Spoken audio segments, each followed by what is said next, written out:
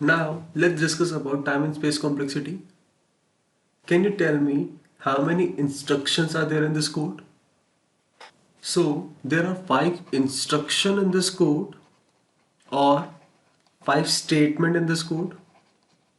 See, assignment is one instruction, addition operation is one instruction, division operator is one instruction. Did you understand what do you mean by instruction? So if you count the number of instructions, there are approximately 11 instructions in this code. So there are 11 instructions in this code approximately. If I will pass value of n as 10 to the power 3, can you tell me number of instructions in this code? It's still equal to 11. If value of n is 10 to the power 6, how many instructions are there? It's still equal to 11. So the point is, whatever is the value of n, number of instructions are same. In other words, number of instructions are independent from the value of given input. So can I say that it will take constant time? The constant time is termed as big O of 1. There are 3 asymptotic notation. The first one is big O notation. Second one is omega notation. And the third one is theta notation. Big O notation is used for worst case. Omega notation is used for best case. And theta notation is used for average case. We generally do analysis what will happen to our piece of code when it is executed for worst case. So we will be discussing about big O notation. Let's try to calculate time complexity of this piece of code.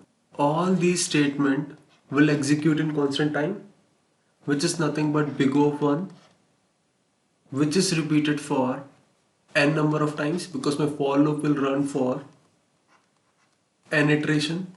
So overall time complexity will become big O of n. Can you tell me time complexity for this code? This piece of code will take big O of 1 time to execute and it has been repeated for n time. So overall this piece of code will take big O of n time to execute and this entire piece of code is been repeated for n time.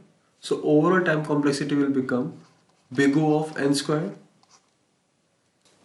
Let's discuss the time complexity for this fourth function. As you have discussed, it will take constant time to execute. This entire piece of code will run for n time. So overall it will take big O of n time to execute. And this piece of code is been repeated for n time. So overall time complexity will become big O of n square.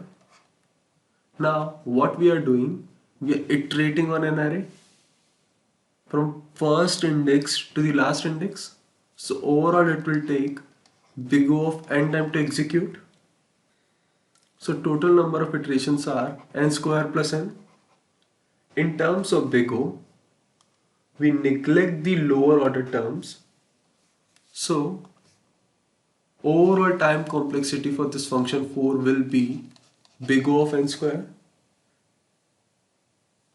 So why we are ignoring lower order terms? Because it's insignificant or small or negligible. Let's say value of n is 100. So value of n square is 10,000. 10,000 plus 100 is equal to 10,100, which is approximately equal to, let's consider value of n as 10 to the power 3. N square will be 10 to the power 6 plus value of n, which is nothing but 10 to the power 3. If you will add it up, so you can notice it over here, right? Value of n is negligible. If still this explanation doesn't satisfy you, let's calculate for n equal to 100. N square is 10 to the power 4. Could you tell me what percentage of n square is n? N is 100, n square is 10 to the power 4. into 100, which is approximately equal to 1%. Now in abstract, I can write the equation as n upon n square into 100. N and n will cancel out each other. 1 upon n into 100. That means increase the value of n will decrease the percentage. I hope I made my point. Why we ignore the lower order terms? We are counting number of iterations, not instructions, right? Because instruction can change from system to system. Instruction can also vary depending on the architecture, depending on the processor, and etc. So counting iteration will help us to get rid of changing and fluctuating instruction. Can you tell me total number of iteration in this code? When I is equal to 1, j will go from 1 to 1. So total number of iterations are 1. When I is equal to 2, j will go from 1 to 2. Right? So total number of iterations are 2. When I is 3, j will go from 1 to 3. So total number of iterations are 3. When I is equal to n, j will go from 1 to n. So total number of iterations are n. If you notice, it is nothing but sum of first n natural number, and the formula of first n natural number is n plus 1 by 2. It can be rewritten as n square by 2 plus n by 2. We will ignore the lower order terms and we will ignore the constants. So overall time complexity will be big O of n square. Let's try to find the time complexity for this code. First of all, we will try to find total number of iterations. We will make 3 columns, I, j and total. So value of I is equal to 0. J will go from 0 to n. So total number of iterations are n, because 0 is included and n is excluded. Right? When I value is 1, it will go from 1 to n. So total number of iterations are n minus 1. When I is 2, j will go from 2 to n, and total number of iterations are n minus 2. When I is 3, j will go from 3 to n, and total number of instructions are n minus 3. When I is equal to n minus 1, j will go from n minus 1 to n, and total number of iterations are 1. Right? If you notice, sum of first n natural numbers are written in reverse manner. So what will be the overall time complexity? It will be big O of n square. Tell me complexity of this code. If you are saying that time complexity is equal to big O of n, big O of log n, big O of root n, or big O of n square, all these solutions are wrong, because if I is equal to 0, it will go inside the loop, then it will go to the increment part. 0 into 2, still I will be holding 0. It will check the condition, it's true, it will come inside the loop. Again it will go to the increment part. 0 into 2. So if you notice, it is nothing but your infinite loop. Let's calculate the time complexity for our last code. When value of I was equal to 1, it will go inside the loop. So number of iterations till now is equal to 1. Next time I value will become 1 into 2, nothing but 2. So there will be one iteration for I equal to 2. Till now it has performed 2 iterations.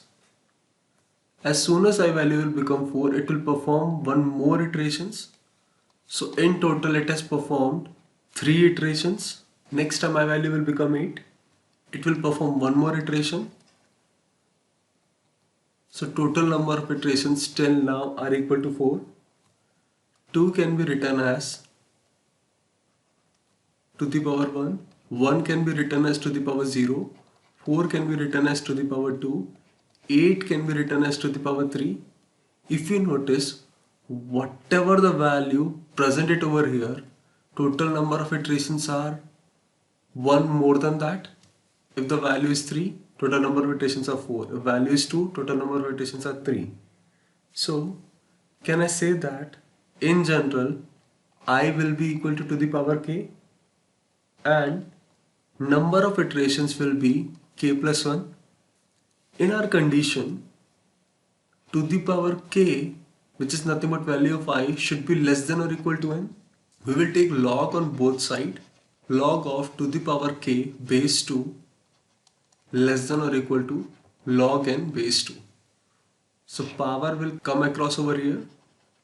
Log 2 base 2 less than or equal to log n base 2. If argument and base are same, then value is equal to 1.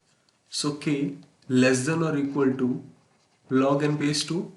What can be the max value of k? K at max will be equal to log n base 2. We'll substitute the value of k over here. So total number of iterations are log n base 2 plus 1. In terms of big O, it's equal to log n. We will ignore the constants. We have used these two logarithmic properties. Log b to the power c base a can be rewritten as c into log b base a if log m base n and m is equal to n, its value is equal to 1. That's all about today's session. Remaining discussion about time and complexity we will look into the next video. Thanks for watching.